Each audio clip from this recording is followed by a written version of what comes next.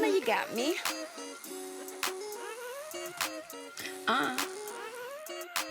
Welcome back to Influencer Insider, the space where I know women you go got from me. dreaming to doing. I'm your host, Karina May, and today's guest is a bold reminder that it's never too late to bet on yourself.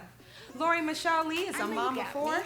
passionate advocate for education, and entrepreneur. Her journey from surviving to thriving will have you rethinking your limits and reigniting your purpose. Let's I know get you into got it. me. Let's welcome Laurie Michelle Lee. How are you today? I'm doing good, thanks. Awesome. Well, I want to break the ice a little bit. What Okay. is your favorite way to wind down after a long day with the kids? Ooh, that was a good one. You're coming out with like the tough questions already because I know, right? normally I'm like, everything I do is the kids. So after a long day, what do I like to do? Honestly, I'm a reader. And lately I've rediscovered just reading for fun. So I would say reading and just having quiet time because my day is like chaos and busyness. So I just kind of want to be still sometimes and really just breathe. So I would say reading. That's like my number one hobby to do. Awesome. Yeah. What kind of books are you into? So I like a lot of things. So like I would say my number one would be anything that's women's empowerment. I don't want to say self-help, but anything that's kind of gonna uplift my spirit. I'll read about it. I'm big on growth mindset, so anything that's gonna like grow my mindset. But outside of that, I'm like a nerd. So anything that's kind of like fantasy, or I think I'm big in like sci-fi, fantasy, that sort of thing. So I just discovered a book, like a series. I think it's like a teen series that I started reading that I really got into. So yeah, I mean, I feel like as a kid I read a bit more. So I just kind of was looking for something where I don't have to try to grow or learn anything. It's just I'm reading just for fun. So yeah. That's good. Great way to wind down. Yeah, definitely. Now let's get into these tough questions, girl. Whew, okay, put him in the hot seat. Okay, well, you started your business as a single mom of four. What gave you the courage to, get started? I will say honestly, oh man, it's been such a journey. So what really gave me the push and the courage to get started was just seeing how it affected my own children first. So let me just take you back just a little bit. So in 2017, I started my business as, full-time mom, full-time entrepreneur, before I became an entrepreneur. But what happened was, I started to have people come to me and really say, hey, you're about this lifelong learning thing. Can you help my child? And I was like, yeah, because I was already, helping my own kids or whatever. And they saw like how my kids were thriving. And I just kind of was like, just doing it for fun. And so make a long story short, what ends up happening is I, started Lee's Tutoring Academy, and it was really me bootstrapping it from the very beginning. I didn't have a strategy. I didn't have a plan. It was just, I really wanted to help people. And I love helping. I love serving. And so that's really what it was birthed from. And then COVID happened. So how I started was I was tutoring at the library first. And then when COVID happened, everything shut down. So I couldn't do that. So what ends up happening from there is so much happened. But I'm trying to make it really short. But really what happens is I started virtual tutoring, which kind of opened a new pathway. But then it was kind of like this pendulum where while it was great that we can tutor virtually and we can do learning online, that was all new for the whole world, a lot of parents really didn't get that. That was kind of pouring more on them. Like, okay, my child has already been on learning all day, and now you want me to bring them back on for tutoring? See your face. That's like how they were looking at me. But it's crazy because it's like they were struggling. So you would think, okay, this is a natural like next course of action, but not really. So fast forward to 2021, I said, you know what? I'm going to fire my 9 to 5. I'm not going to do this passively, and I'm going to do this full time. So I feel like what really gave me the push and the courage was really just seeing how many families, like once I got in the thick of it, kind of in the weeds, I noticed how many families really needed support. And I feel like that's what really pushed me in that direction. That's awesome. Yeah. That's awesome. Yeah. I know you talked about wanting to help people. How much does faith play a part in your business? Oh, so I am a faith-based entrepreneur. It is the forefront of all I do. I love me some Jesus. Amen. Just let y'all know that. So I believe in definitely doing things with intention. If it wasn't, I'm going to be honest, if it wasn't for the purpose that God gave me, I wouldn't even be where I am today, like almost 8 years later of being able to be a full-time entrepreneur, like being a mom of 4, doing all the things. I know it was nobody but God's like purpose and intention. So I would say it's a big part. It's literally woven into the fabric of everything that I do. That is Yeah. amazing. Okay, next big question. So you talked about wanting to reshape your destiny at nearly 40. What limiting beliefs did you have to break? Oh, the number one limiting belief, which I'm still working through, is having faith in yourself, having belief in yourself, and not being afraid to be the first to do something. So I will tell you, I'm technically a first generation entrepreneur. So like my mom, I'll give her credit. I love my mom. She's like my biggest fan. But my mom, you know, she never saw through the steps of doing a business. I had an aunt also who had like a shop, but I never saw anyone like do it like in my immediate family successfully. And so I used to have these thoughts like, oh, no one's ever done this in my family. Like, who do I look to for guidance? And it's very, if you know any entrepreneurs, they'll tell you like being an entrepreneur is sometimes very lonely. And so I walked through these seasons where I just felt very isolated, but I feel like if it wasn't for me taking the time right out the gate to really try to shape my mindset and really just have belief, that's really what it boils down to, in myself, then I would say that I probably wouldn't have made it this far, because with being an entrepreneur, you have to have a serious, bold, crazy, wild faith in what you're building and the people that you're serving. And I would say one other thing that kind of runs parallel to that is not being perfect. So for a long time, I grew up trying to be a perfectionist, and I feel like everything had to go this way, had to be perfect. But what I've learned and had to overcome as far as limiting beliefs is not being perfect. Like just starting, launching it out there, and don't do it perfectly, just show up and just do it. And you'd be surprised by just showing up what changes you can make. So I would say those would be the big two that I had to overcome. Awesome. Yeah, overcoming that determination, wanted to just do it. Yeah. Right? Yeah, definitely. Yeah. Just put your foot out there. Yeah. And I would say, it's not easy to, I say it and I feel like it sounds so fantastical because it's like, oh, you just gotta believe in yourself. It's so cliche. You hear people say that all the time. But like, I started thinking about like, what does that really look like for me? Right. Like what it may look like for this person or that person. It could be different for me. And I would say don't compare yourself to someone else's journey, because we are all on different pathways. This is why I say a big part of what I do is being faith-based, because I feel like the world will tell you have to hustle, you have to do it. And I'm not saying you don't have to work, but there is a intentionality behind it where you're working smarter and not harder. I'm a big believer in working smarter, not harder. But yes, yeah. ma'am. Mm-hmm. Well, what roles, you kind of touched on that a little bit, so I'll go to the next question. Okay. How did you go from no business experience to running a successful tutoring company? Okay, so I love this question. I'm chuckling because, like, thinking back, like, I took some time these last couple of weeks to kind of reflect on, I'm in the 7th month. I'm actually going into my 8th year of being an entrepreneur. Well, wow. I would say 4 years full-time. And man, how did I go from start to where I am now? I will tell you, I had a strong support from the beginning. So like I had a really close friend of mine who had already gone ahead of me and took that lead. We were working at the same company, which was interesting, and neither one of us had like ever talked about being entrepreneurs like initially.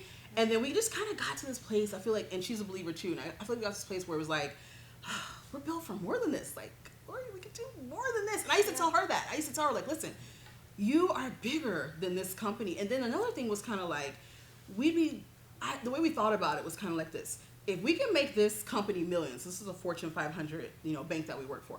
So we used to say, like, if we can make this company millions or billions, if you will, man, how hard could we go for ourselves? And I'm a hard worker. I'm no stranger to hard work. Being a single mom, you have to be, right? It's just kind of a part of who you are. And I just remember, like, when we were having these conversations and whatnot. So fast forward, she takes the leap first, and I'm just like, oh my God, I'm so proud of you. I'm still to this day proud of her. And but seeing her do it, I feel like really gave me a little bit more of that courage and momentum, and really like walking beside her and just really seeing what that path looks like, and also seeing what's possible. Like, wait a minute. And she would pour back into me too, so it wasn't just a one-sided thing. And so I would say not having anyone else to model before that really didn't hold me back. And it goes back to what I said earlier with my belief system. I really started to change. I started to see myself change and grow through this process. And another thing I cannot skip over is my kids. I remember when I told my kids, like, when I said I was leaving the job I had been on in like 10 years. I made good money there. And man, it was my life for like 10 years. It predates even winter. And so I remember coming home thinking like, oh, how am I going to tell my kids, like, I'm going to leave this job. I have no backup plan. This is just like something God placed on my heart, and I'm just going to take this leap. And I thought about all the things that my kids might say, like, oh, they're going to not understand or whatever. And you know what my kids said? I'll never forget it. So my daughter's like, they were not surprised. They were like, oh, well, don't you tutor anyway? Is this what you do anyway? So there's no, I mean, this, just their reaction was like, that's great. I mean, it really gave me just that, sealed the deal. This is the right decision. My kids they had full faith in what I was doing. They really believed in me. And I feel like that also helped. And then fast forward, I feel like once you take the leap, and goes back to what I was saying earlier, once you take that leap, you'd be surprised how many doors start to open. And I will tell you, in my first year, most businesses fail in that first year, statistically speaking. Most small businesses that start, they do fail within the first year for a lot of different reasons. And so hearing that statistic, I really had to go through a season of a lot of prayer. I had to go through some fasting. And I feel like that also helped give me a great foundation for my business in that, like right out the gate. And really just like seeking the Lord for guidance for it. Like, how do you want me to do this business? I literally walked into it with that mindset, and so many doors of opportunity. I say this, and I want to say this as humbly as I possibly can. I don't run any ads, rarely. I can't tell you the last time I ran an ad. The vast majority of my business is word of mouth.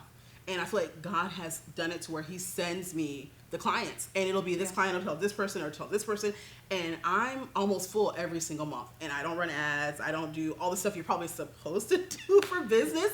People will say that's not a strategy. That's like unorthodox, right? But I'm just literally letting the Holy Spirit lead, and I feel like that's where I've seen a lot of success. That may be a bit unorthodox. I'm not saying don't run ads and all the things, right? But I feel like that kind of gave me that momentum. And then back to your question, what happened last year, which I think helped me a lot, is I got accepted into Cornell's Women in Business program. Now, yes, and I'm so like proud of that and so excited. Yeah, so basically Cornell has a program. It's the, I don't know if you've heard of it, but it's the Bank of America Women's Institute program. And so they sponsor a select number of women. And there's a reason why I want to bring it up in this platform. It's because it is for women. And they do it every year, and they accept, someone else has gone through it. Yeah, so they accept a certain number of women every year. And, I prayed, and I was like, oh, really, this would be a great opportunity. And I remember when I got the acceptance, I'm like, oh my God, I got into this like Ivy League program for business, and I don't even have a degree and all these things. And I'm just like so grateful. And so I feel like going through that and graduating from that program last year also helped me take my business. I learned about scaling. I learned some of the things that I hadn't learned as I was bootstrapping, and I was just kind of doing things through trial and error. I am a lifelong learner, so I do kind of self-teach. I'm kind of self-taught in a lot of ways. I do have a degree, but it's not in any of the things that I'm doing now. And so a lot of what I've learned and going from start to finish was, I would say, trial and error, going through the Cornell program, and then just learning from those around me. I really tried to surround myself with people who were, 10 steps ahead of me, so I could really learn, like, hey, how do you scale? Or what is marketing? I didn't know any of these terms. Let me just tell y'all, I didn't know all this stuff. Like, I didn't know any of that stuff. Like, what's the funnel? I didn't know any of that stuff until like the last couple of years and just kind of learning it. So I would say it was really just me being willing to be teachable and not thinking like I know everything coming out the gate, and really being open. Like, I'm still like that. Like, people think, oh, you're the tutor, you know everything. No, I don't. Like, teach me. I want to learn the things. Please tell me what I don't know. And I feel like there's a verse that I love in the Bible, and it basically says, my people perish through the lack of knowledge. And I feel like knowledge is power when it's applied. So a quote I tell my students all the time is like, you can have the knowledge, but if you don't apply it, it's meaningless, right? So, yes, I hope that answered. I feel like I went all around the world to answer that question. No, you definitely touched that. Laurie, you talked a lot about support. Some people are not as fortunate to have support.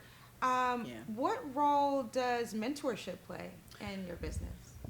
That's a great question, because support will take you, I think, further than being an island of one. So the role that, let me just be honest. I don't have a physical mentor. Like, I have what I call digital mentors, people that I learn from, and they do coaching, and I learn from them, but it's more of it's not a one-on-one, it's more of a group setting.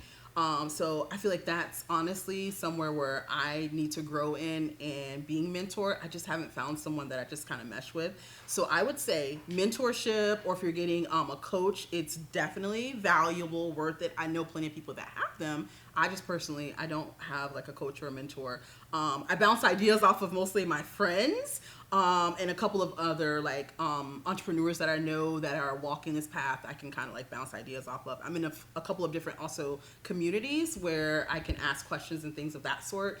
But I do believe that mentorship or coaching, whichever avenue you go down, I feel like being a mentor. One thing I've learned, I don't know if you guys remember a platform called Clubhouse. It's like when Clubhouse exists. You remember Clubhouse? So on Clubhouse was where I really learned and connected with other entrepreneurs, and I would say millionaires. And that's where I really saw the value of having a mentor. And one of the things that was kind of a common theme was, you need a mentor, you need a mentor, you need a mentor. And I see why you need a mentor, because there are some areas where I definitely could have benefited, and now I can't. I am on the search for a mentor, so if you know someone, I am looking for one, but again, I just haven't, personally, I think I just wasn't as proactive as I should be. It's kind of like, oh, I'll figure it out or whatever, but, you know, I feel like I could have saved some time had I had that proper guidance. I think it's super important to have someone to be your guide. Like, there's this thing I tell my students, and I feel like it applies to a lot of different areas in life, is that we are, don't take this out of context, but we're all heroes in some aspect, okay?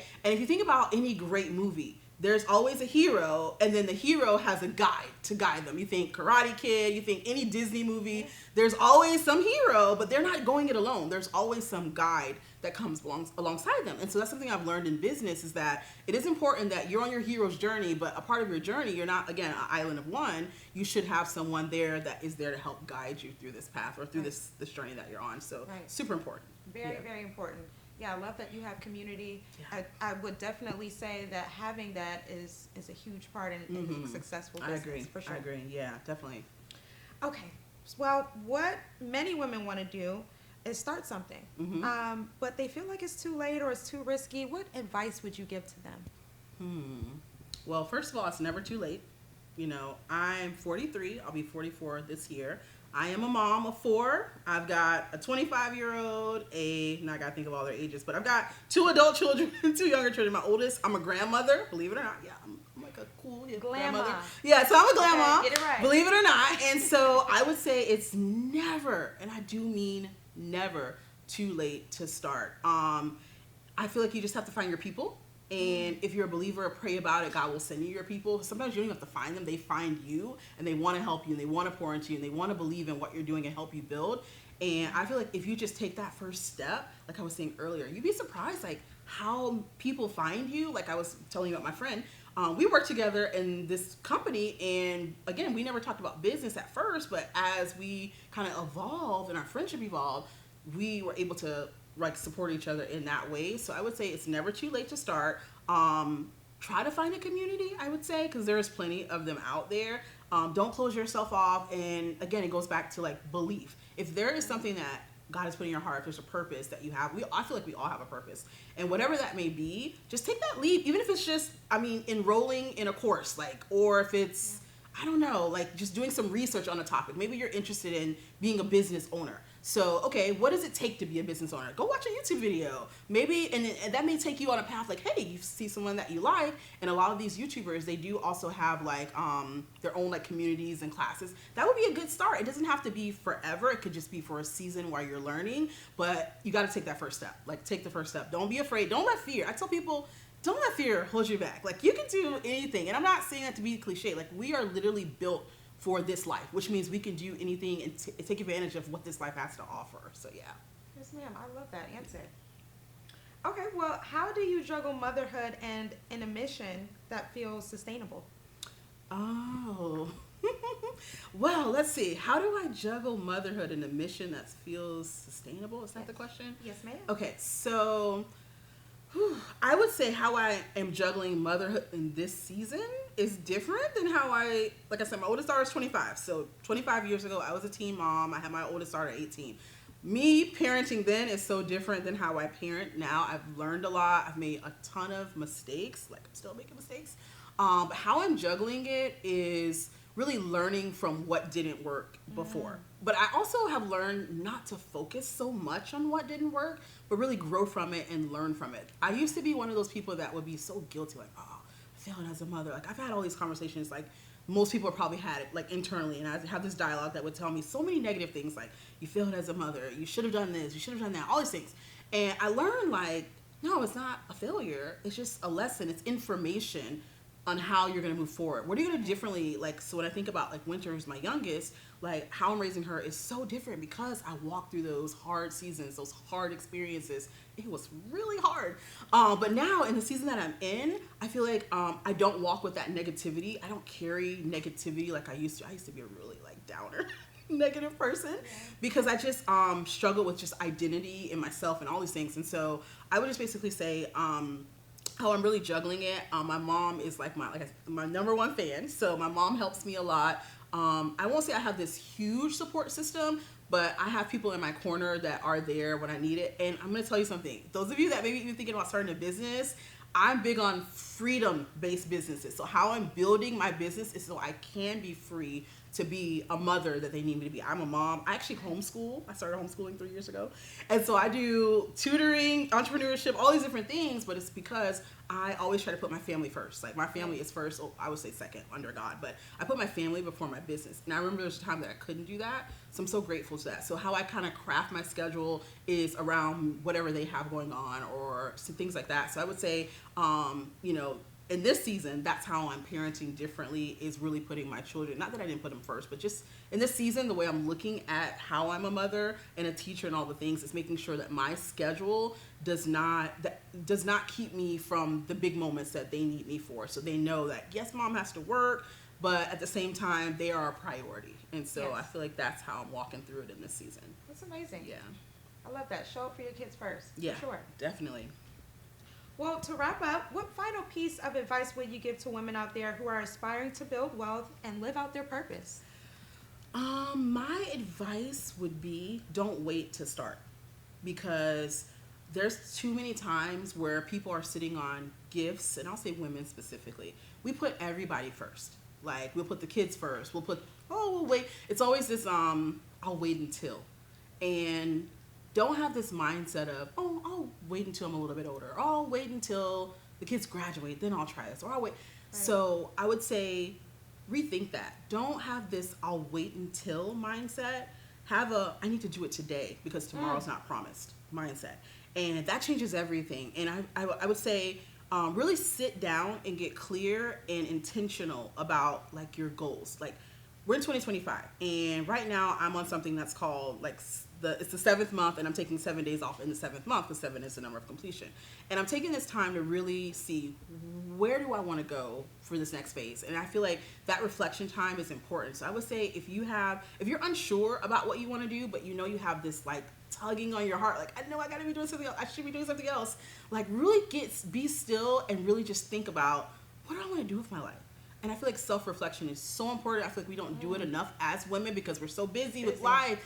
Prioritize what you want. There's nothing. I used to think for a long time it was selfish for me to think about what I wanted in life. I used to think that for like so long. I don't know if anyone else can relate to that, but I realized like, no, it's not selfish because I'm more than just a mom. I'm more than just a business owner, and I'm more than all these titles behind me. I have a purpose that's bigger than titles. And so how I look at it is like, and this is what I want to tell like everyone, don't look at it like I got to have all these accolades. I got to have it all together. It's got to be perfect. If you wait for perfect, I'm just going to tell you, it'll never be a perfect time. And there's always a million reasons not to do something. So all you need is just one reason, like because you want to do it. If that's your only reason, this is what I want to do, take that reason and just run with it. Yes. Yeah. I've heard a few things. If you can do it today, don't wait till tomorrow. Yes. Okay. Yeah. Get it done. Get it done today. Yes. Like, why are you waiting till tomorrow? Because guess what? Tomorrow something else is going to happen. And then you're like, okay, then I'll wait till the next day. And then it just becomes this cycle, and then you just never get to it. Yeah. Yeah. And when you live more on your purpose, you're able to show up for others more that you care about. You're able to show up. And not only that, it gives you a sense of fulfillment that you can't. I feel like how I feel now, I wouldn't have never felt like this sense of fulfillment doing anything else. Like I was talking to my mom this morning, I'll just land it here. I was talking to my mom this morning. I was like, hey mom, do you remember like when I was a kid, like, do you remember like, what was I doing? I know I like teaching and all the things. And she's like, yeah, you used to make your not my siblings, my cousins play school and they hated it and then you used to rope them in. And so like a lot of times what you want to do is think about, what did you enjoy when you were a kid? Like really think about that. What was something that you were passionate about that you were a kid? And it may not be, maybe you want to be like an astronaut or zoologist. You're like, I don't want to do that now. But there's a reason why you maybe something that you were really passionate about. Like take that up. Like really think about what it is that you could do today. And like I said earlier, I feel like we can do like anything. I really do. Yeah. Nowadays you really can do anything. You really can. And listen, I have so much stuff that I could add to that. It's a conversation for another day. But I would just say, don't let fear. I said it before and I'll say it again. Do not let fear be the reason that you don't do something. Like climb that mountain. Go on that journey. It's so worth it. It really is. Yes, ma'am. Yeah. Well, how can our viewers connect with you? Okay, so you can connect with me a couple of different ways. Listen, as a tutor, as the founder, again, of Lee's Tutoring Academy, I've walked this path with many other students like yourself. And I will just say, if you want to connect with me, you can follow me on Instagram. It's Lee's Tutoring Academy. On Instagram, on Facebook, you just search it up. Also, leestutoringacademy.com is my website. And what I want you guys to do is, if you are a parent and you know school, well, we all know school's starting, and you have a senior or a junior that's taking the SAT, or if you have a student that maybe didn't do well on the FAST testing, DM me the word playbook, and I'm going to send you something for free. Okay, make sure you DM me, and I'll send you something for free to help you get started for this upcoming school year. Please add tutoring to your back to school list. Like, the sneakers and the notebooks are cool, but like, you want to build something that's more lifelong. Okay, and learning is something that can never grow old, that no one can ever take away from you. So please follow me on Instagram, Lee's Tutoring Academy, and yeah, that's it. Oh, it was amazing having you here. Thank you for having me. Y'all don't forget, DM her playbook. Playbook. Okay? Yes, we appreciate you having you here. Thank and you. It was a pleasure speaking It was so with fun. you. Thank you. I know you got me.